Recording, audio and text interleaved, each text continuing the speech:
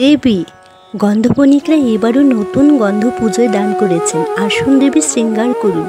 গণেশ মাতাকে বলেন, মাতা বণিকরা আপনার কোন রূপের পুজো করে? দেবী বলেন, সিংহবাহিনী গন্ধেশ্বরী রূপের।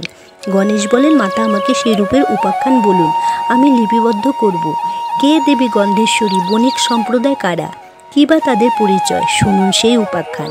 সুভাতি নামে এক দৈত্য সাবর্ণ বণিকদের অকথ্য অত্যাচার শুরু করলে বণিকরাজ সুভাতিকে বন্দি করেন। এদিকে সুভাতির ছেলে গন্ধাসুর সবাইকে হত্যা করে পিতাকে উদ্ধার করে নিয়ে যায়। রানী জঙ্গলে পলায়ন করেন ও একটি শিশু কন্যার জন্ম দিয়ে মৃত্যুর কোলে ঢলে পড়েন।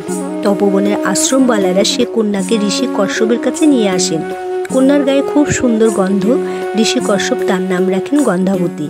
গন্ধাবতী বড় হয়ে পিতৃমাতৃর হত্যাকারীকে কঠিন শাস্তি দেওয়ার কল্পে ঋষি কশ্যপের অনুমতি প্রার্থনা করেন। মুনিবর অনুমতি প্রদান করেন। গন্ধাবতী তপস্যায় নিমগ্ন হয়। এদিকে গন্ধাসুর বায়ুমার্গে ভ্রমণকালে একদিন দেখতে পায় গন্ধাবতীকে। সে গন্ধাবতীকে লাভ করার মানুষ নিয়ে সেখানে উপস্থিত হলে দেবী গন্ধাবতীর হয়ে অত্যাচারী গন্ধাসুরের সাথে যুদ্ধে রত হয়। কারণ গন্ধাবতী ছিলেন দেবী মহামায়ার ছায়ারূপ। দেবী গন্ধাসুরকে যুদ্ধে পরাজিত করে হত্যা করে।